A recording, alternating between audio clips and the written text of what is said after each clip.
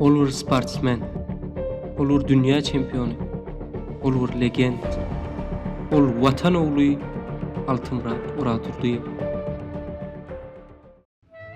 Muny bilmek gyzykly video programmamyzyň şu sanyna size Altymrat Oraturdyň durmuş hekaýasyny ýetirýäris. Her bir türkmen sport hakda pikir etse onu ýatlaman geçip bilmese gerek. Altymrat ýa-da lakamy bilen aýtsak Altyşka 1969-njy ýylyň 16-njy iýunynda Mar welaýatynyň Sakarçay trawyny ýeniden bolýar. Maşgalanyň 5 oglunyň biri. Ol kiçi ýaşdan agalaryny urup durmak arkaly sport bilen meşgullanmana başlaýar. Deň duşlarynyň arasyndan saýlanyp uran Altymrat Aşgabat şäherindäki Dinamo toparyna Bron Abramyanyň tälimçiliginde agyr atletikanyň ştanga gallyrmak uğru boýunça türenleşmeni başlaýar. Belki de özüniň dünýäniň iň belli ştangaçylaryndan biri boljakdygyny bihabar. Ol Türkmen Döwlet Sport we Turizm Institutyny tamamlaýar. Güýjüni barha artdyryp uran Altymratyň tälimçileri onu halkara ýarşlara gatnaşdyrmagyň ýoluna çykýarlar. Ine şeý diýip Altymratyň üstünlikleri tarap syýahaty başlanýar. Ol gatnaşan ýarşlaryň ýaklysynda diýen ýaly altyn medal almagy başarýar. Altymratyň ýetikuýuny gören daşary ýurt tälimçileri Altymrada eger öz ýurtlarynyň adyndan çykyş etse diýen zadyny berjekliklerini aýdanlaryna Altymrat anamly hem kesitli men diňe türkmeniň ýaşyl togunyň astynda çykyş ederim diýipdir.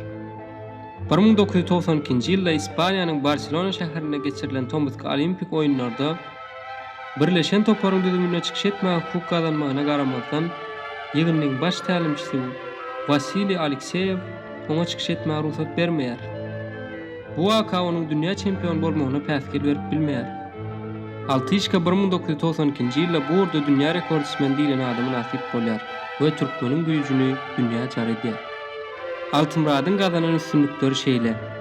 Dünýä çempionatlaryna 1989-njy ýylda Afina şäherinde 75 kg agram bilen altyn medal, 1990-njy ýylda Budapeşt şäherinde 82,5 kg agram bilen altyn medal, 1993-njy ýylda Melbourne şäherinde 76 kg agram bilen altyn medal.